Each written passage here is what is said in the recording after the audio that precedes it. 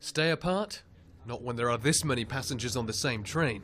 But this was the scene when football fan Allan Clarke was on his way to a match on Saturday from Kirkby to Nottingham. It was frightening. There was people with their heads, basically noses touching each other. I think if we would have realised at the time when it came through your mind, I don't think we'd have got on the train. But saying that, they only run every 2 hours. I'm sure they could put an extra couple of carriages on. As far as I'm looking at it, they're putting profit before safety. These concerns come at a time when many are worried about the rate of coronavirus infections. The rates in Nottinghamshire are still very high at the moment. So with more of us out and about and enjoying getting out to football matches, shopping and so on, whenever we find ourselves in crowded, enclosed spaces, and certainly whenever we're on public transport, whoever can wear face coverings really should.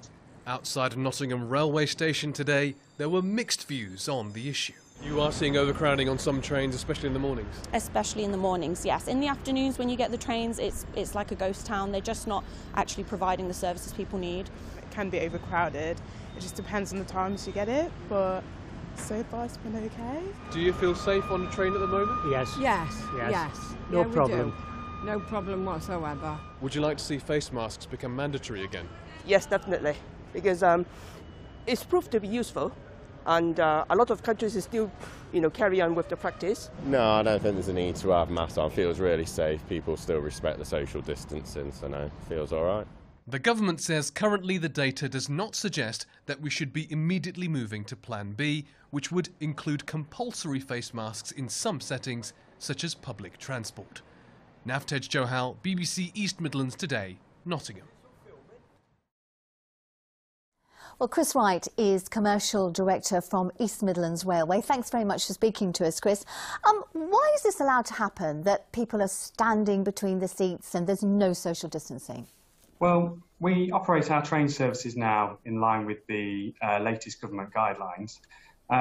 And we are pleased that people are coming back to travel by rail. And we know in this case, it's a particularly busy service. It was a very busy service leading into Nottingham prior to a local football match on a line which has always been busy. And we are seeing the demand for rail travel really coming back, and particularly on those local routes at nearly back to pre-pandemic levels. Can I say to you, Chris, if you know it's a busy train and you know people are coming back, why don't you just put another carriage on?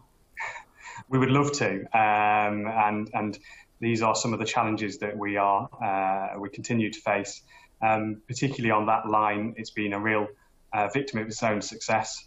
It has some specific challenges around it not being possible to just add more carriages, and we continue to work really hard with our industry partners to look at how we can either improve the frequency on that service or indeed longer term to make it able to, as you say, add more carriages. We know that COVID figures are going up. I mean, surely everybody's got to play their part a bit.